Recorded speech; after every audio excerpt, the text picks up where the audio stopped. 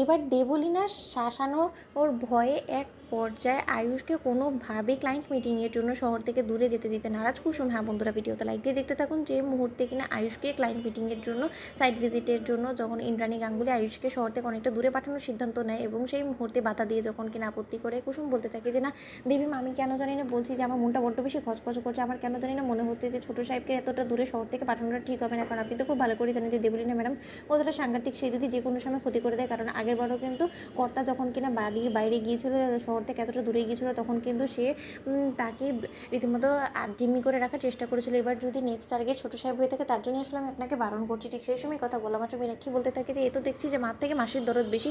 দিদি নিজের সন্তানকে নিজে থেকে দূরে পাঠাচ্ছে, সে দিদি নিশ্চয়ই কোনো কিছু চিন্তাভাবনা করেই পাঠাচ্ছে, এবং তুমি এই বিষয়ে কেন নাক গলাচ্ছ সেটা তুমি বুঝতে পারছি না। তুমি আয়ুষের কে হও বলো তো?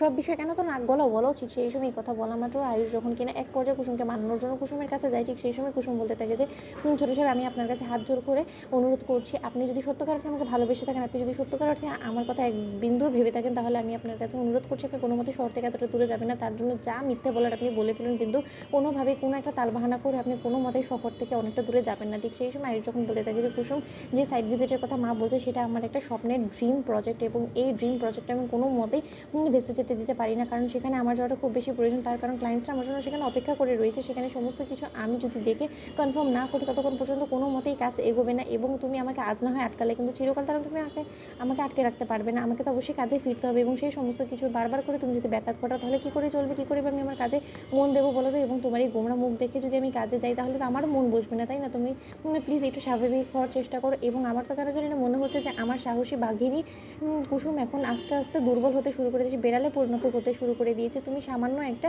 দেবলীনা না কি তোমাকে বলে ফেলেছে, সেটার উপরে তুমি এতটাই ভয় পেয়ে গেছো যে তুমি ভাবছো যেন সত্যি দেবলীনা আমার কোনো ক্ষতি করে দিতে পারবে। কারণ আমার তো দীর্ঘ বিশ্বাসে যতদিন পর্যন্ত তুমি আমার পাশে রয়েছো, ততদিন পর্যন্ত দেবলীনা আমার একটা চুলও ছিঁড়তে পারবে না। সেই জায়গায় কিনা তুমি বলছো যে ও আমাকে গায়েব করে দিবে বা ও আমার কোনো ক্ষতি করার চেষ্টা করবে।